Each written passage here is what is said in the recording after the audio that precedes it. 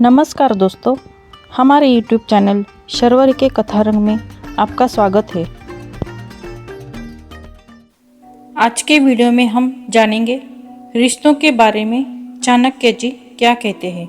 जिस प्रकार एक दर्पण मनुष्य के चेहरे को दर्शाता है, उसी प्रकार उसके व्यक्तित्व की झलक उसके मित्रों की पसंद में दिखाई देती है। दोस्ती और जान पहचान बनाने में हमेशा सावधानी बरतनी चाहिए, क्योंकि दोस्त एक तरह से किसी के आंतरिक झुकाव और प्रवृत्ति का विस्तार होते हैं। पत्नी से वियोग, अपनों से तिरस्कार, युद्ध में बचा हुआ शत्रु, दुष्ट राजा की सेवा, दरिद्रता और कुप्रबंधन, यह 6 प्रकार की बुराइयां यदि किसी व्यक्ति को पीड़ित करती है तो उसे बिना आग के भी जला देती है। 100 गुणों से रहित पुत्रों की अपेक्षा एक ही गुणों से युक्त पुत्र का होना श्रेयस्कर है, क्योंकि चांद एक होकर भी उस अंधकार को दूर कर देता है जो तारे असंख्य होते हुए भी नहीं मिटा पाते।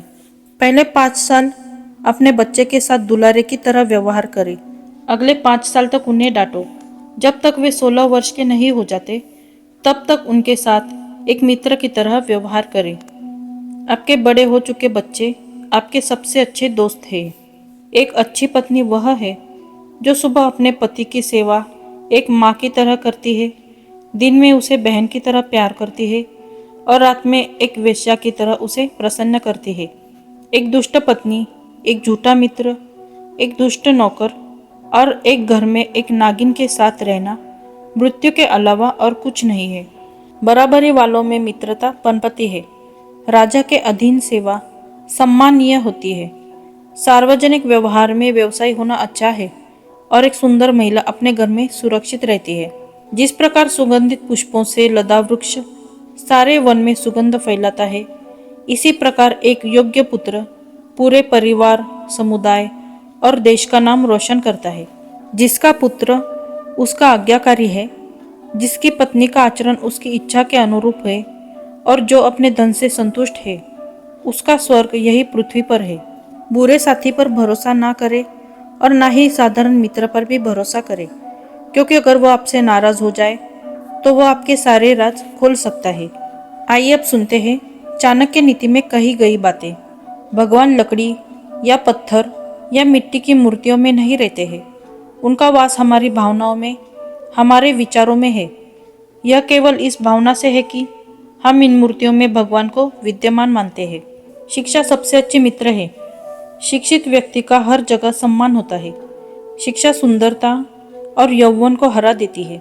एक बार जब आप किसी चीज पर काम करना शुरू कर देते हैं तो असफलता से डरो मत और इसे छोड़ो मत। जो लोग ईमानदारी से काम करते हैं वे सबसे ज्यादा खुश होते हैं।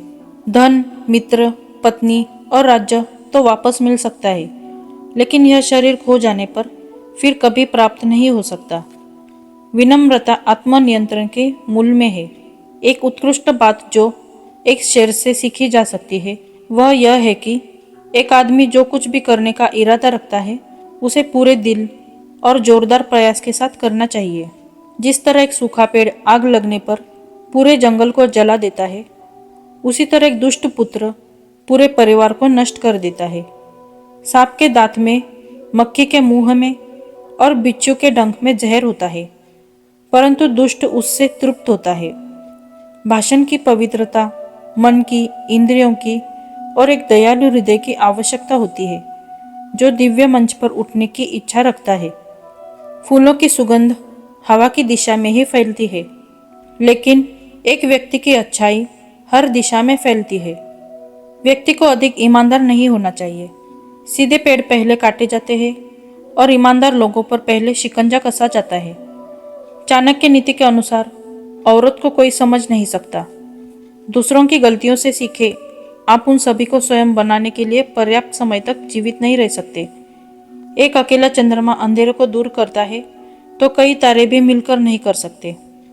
चाणक्य एक शिक्षक, दार्शनिक, अर्थशास्त्री और राजनेता थे, जिन्होंने भारतीय राजनीतिक ग्रंथ अर्थशास्त्र की भी रचना की है। उन्होंने मौर्य वंश की स्थापना में महत्वपूर्ण भूमिका निभाई थी। एक गरीब ब्राह्मण परिवार में जन्मे चाणक्य की शिक्षा तक्षशिला में हुई, जो भारत के उत्तर पश्चिमी भाग में स्थित शिक्षा का एक प्राचीन केंद्र हुआ करता था। अब यह वर्तमान में पाकिस्तान में स्थित है। वह अर्थशास्त्र, राजनीति, युद्ध राजनीतियों, चिकित्सा और ज्योतिष जैसे विभिन्न विषयों में गहन ज्ञान रखने वाले एक उच्च शिक्षित व्यक्ति थे। चाणक्य के विचार क्या है? संसार एक कड़वा वृक्ष है जिसके दो फल ही मीठे होते हैं, एक मधुर वाणी और दूसरा सज्जनों की संगति। मेहनत करने से दरिद्रता नहीं रहती, धर्म करने से पाप नहीं रहता, मौन रहने से कलह नहीं होता और जागते रहने से भय नहीं होता। चाणक्य नीति के अनुसार दुश्मन को कैसे मारे? आचार्य चाणक्य कहते हैं कि कभी भी अपने दुश्मन को कम ना समझे। उसे मात देने के लिए उसकी ताकत का सही अंदाजा लगाना बहुत ज़रूरी है। तभी आप उसकी कमज़ोर नस पर वार करके आसानी से जीत हासिल कर सकते हैं। उम्मीद करती हूँ अगर आपको यह विचार पसंद आए हो तो इसे अपने परिवार और दोस्तों के साथ शेयर ज़रूर करें और ऐसे ही अन्य रोचक, ज्ञानवर्धक और आकर्षक कहानियाँ पढ़ने के लिए हमारे चैनल के साथ बने रहें। मिलते हैं अगली वीडियो में। धन्यवाद।